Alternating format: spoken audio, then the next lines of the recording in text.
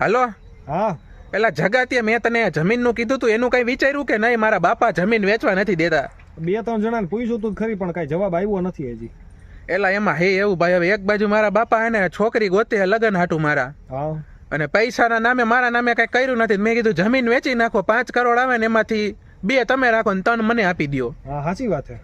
હું સાચી વાત છે? મારા બાપા કે તને એક રૂપિયો ન દઉં, 5 હું જ રાખું એમ કે. અરે એમ વાત નથી, આજે તારે લગન ને બધું તું તારું વિચારે છે ને એ સાચી વાત છે એમ કહું છું. પણ હું મારે લગન થી વાંધો નથી, પણ બાપા કઈ દેવા તૈયાર નથી. એમ કે તારે જોતા હોય ને વાપરવાના ત્યારે માગી લેવાના. એટલે ઈ તો બરાબર છે, પણ તમારે ભાગ તો પડવું છે ને. ભાગમાં શું આવશે, કેટલા ભાગ છે, શું નક્કી કર્યું? ભાગ એટલે એવું કઈ નથી, અમારે 5-6 કરોડ આવે તો હું એકનો એક જ છું, મારો ને મારા બાપાનો ભાગ.